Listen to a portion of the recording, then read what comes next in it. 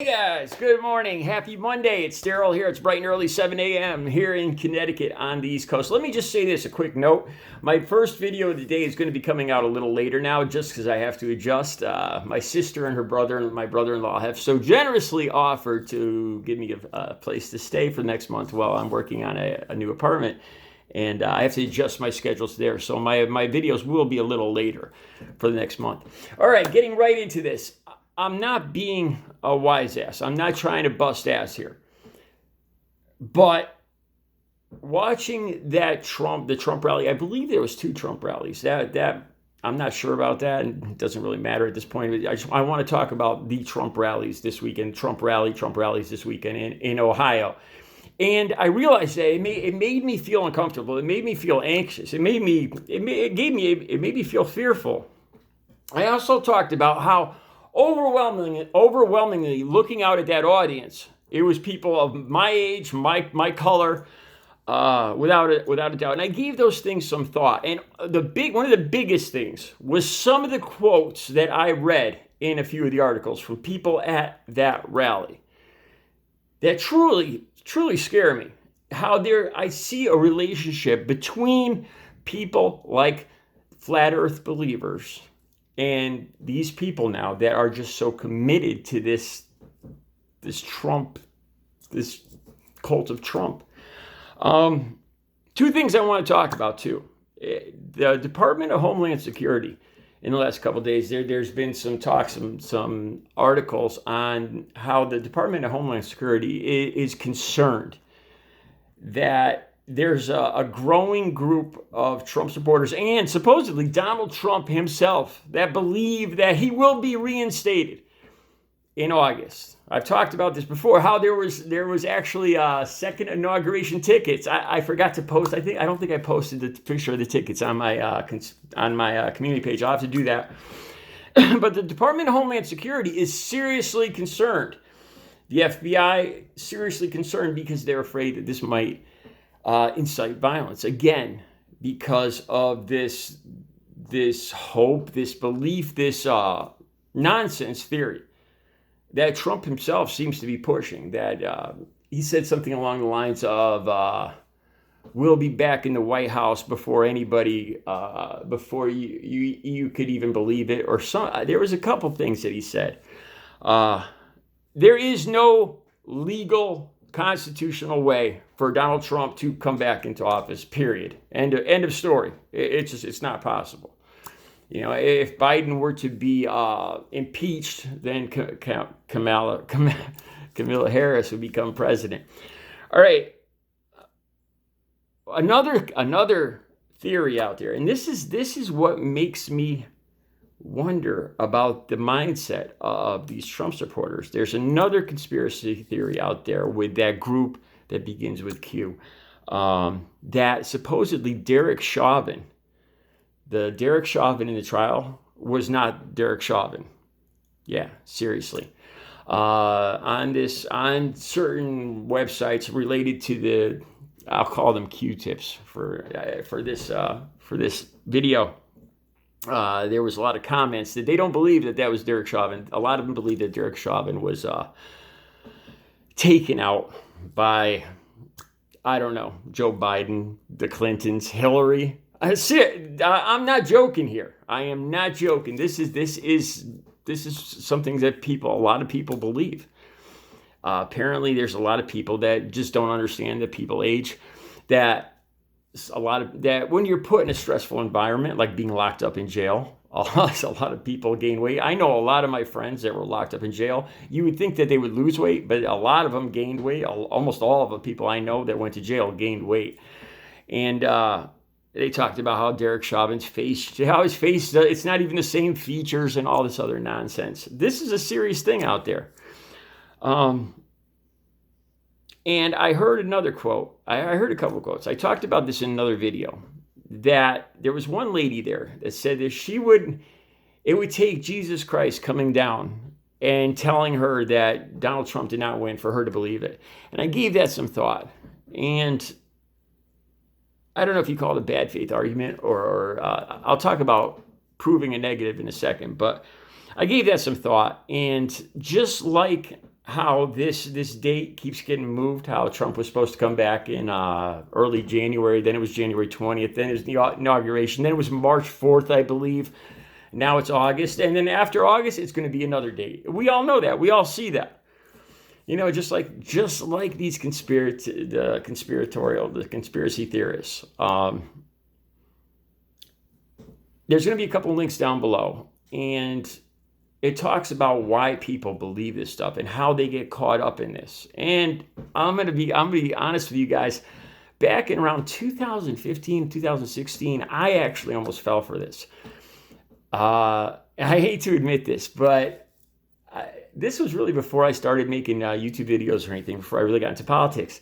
I came across something about a planet Nirubu, I think it was called. And I started doing searches on it. And that's how you go down these rabbit holes, the cherry picking and the algorithms. You do a search on something, and you could lead the search by saying, talking about the planet Nirubu.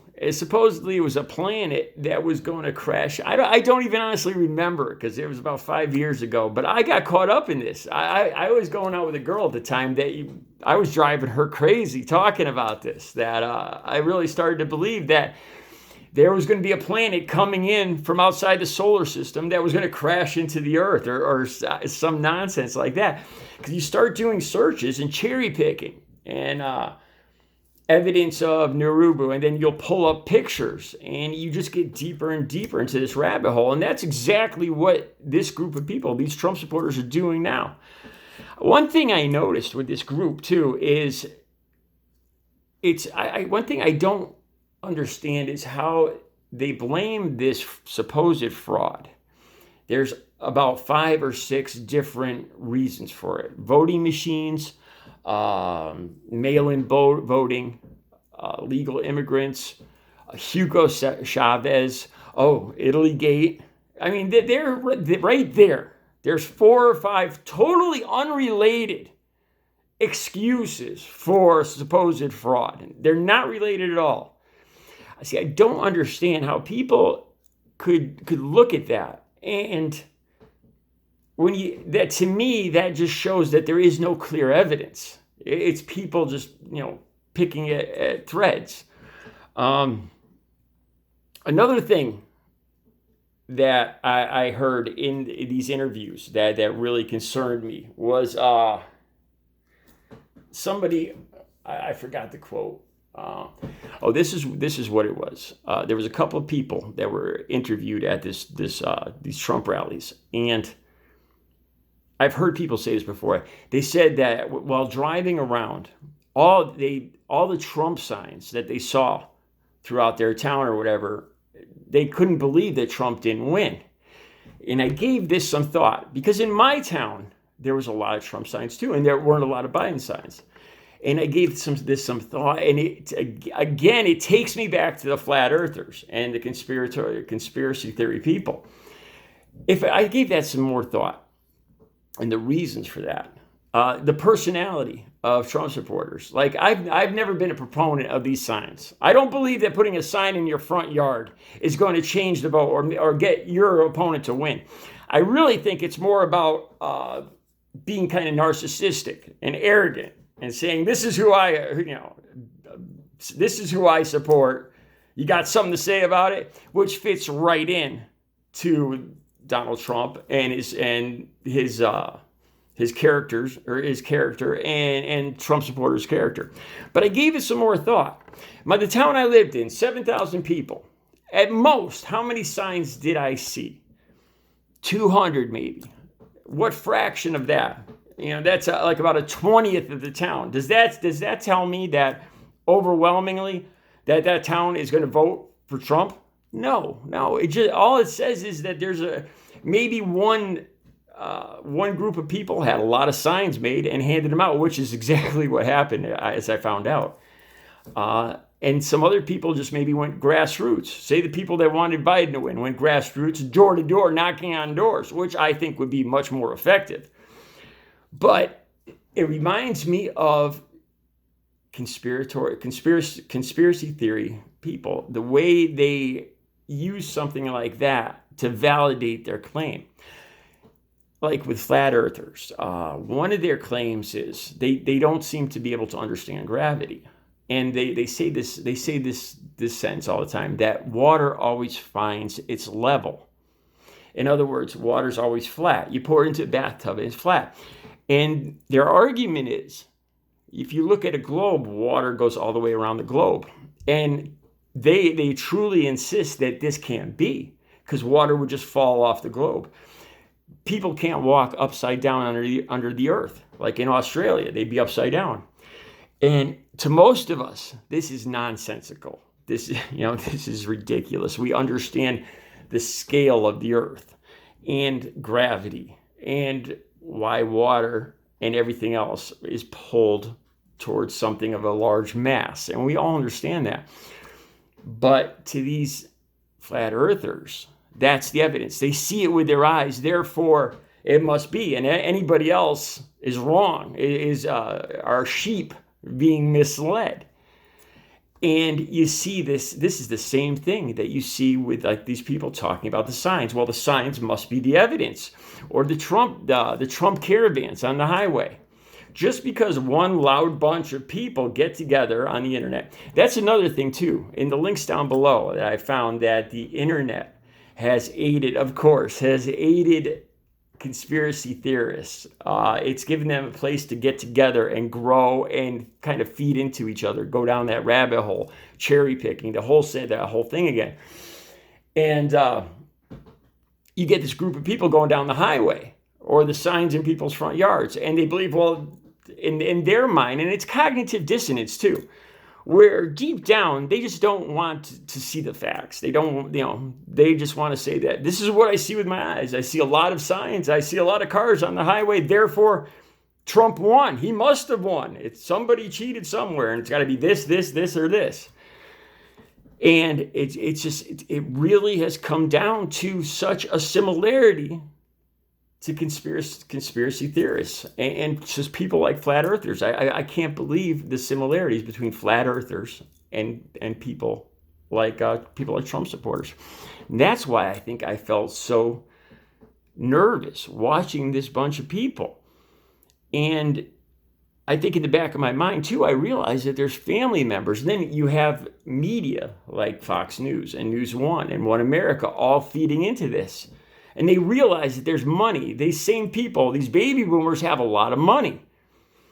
And they feed into this. And when they get called out on it, they just say, well, nobody in their right mind would believe what we're saying.